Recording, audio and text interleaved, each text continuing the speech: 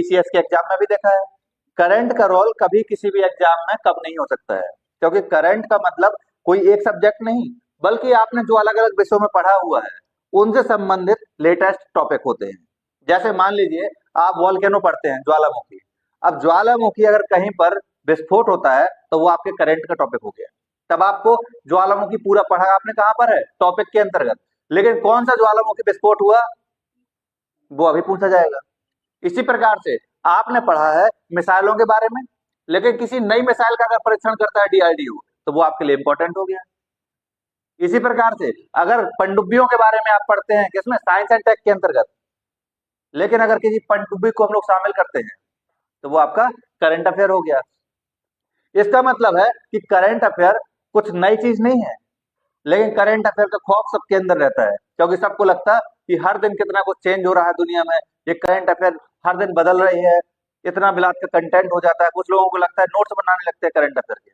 अब current affair के notes छोटे मोटे नोट्स नहीं बनाते हैं, करंट अफेयर के नोट्स इतने बड़े बनाते हैं, विशाल बनाते हैं कि मान लीजिए जो चीज आपने वहां पढ़ी हुई है नोट्स में है वही चीज फिर से आप लिख लेते हैं। जैसे मौलिक अधिकारों के बारे में आप पढ़ते हैं किसके अंतर्गत, संविधान में पढ़ते हैं, और मौलिक अधिकारों पर अगर सुप्रीम कोर्ट ने कोई टिप्पणी की तो फिर से नोट्स बनाएंगे। मैगजीन आती है, मैगजीन में पूरा लिख कर देते हैं, लेकिन आपको पूरा नहीं लिखना है। आपको न्यूज़पेपर से एक बेनिफिट ये होगा कि न्यूज़पेपर में जो करंट अफेयर आता है उसकी एक लाइन आप लिख लेंगे अपने नोट्स में, तो आपका पूरा का पूरा करंट अफेयर कंप्लीट, और बर्डन भी आप पर नहीं पड़ेगा।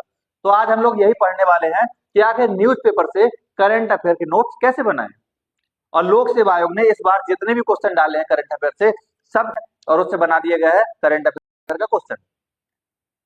और अगर आप देखेंगे तो यूपीपीएससी ने एक पैसेज दिया हुआ था, यूपीपीएससी ने एक पैसेज दिया हुआ था, उस पैसेज में करंट अफेयर के बारे में उसने बताया था कि करंट अफेयर करंट कैसे तैयार करें।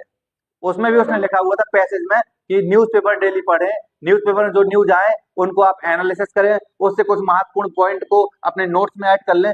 ये उसने खुद पैसेज में दिया हुआ था, ठीक है। तो इसलिए किसी एग्जाम की तैयारी का सबसे अच्छा तरीका होता है कि उस एग्जाम से संबंधित किताबों को तो बाद में पढ़िए, पहले वो एग्जाम जो संस्था कराती है उस संस्था के बारे में पढ़िए।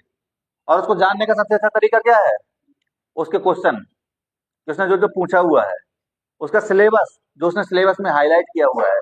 जब आप ये सारी चीजें जान लेते हैं तो इसका मतलब है कि आप अपनी तैयारी को कम समय में बेहतर तरीके से कर पाएंगे। तो इसीलिए हम लोग क्या जानने वाले हैं, न्यूज़पेपर टू करंट अफेयर।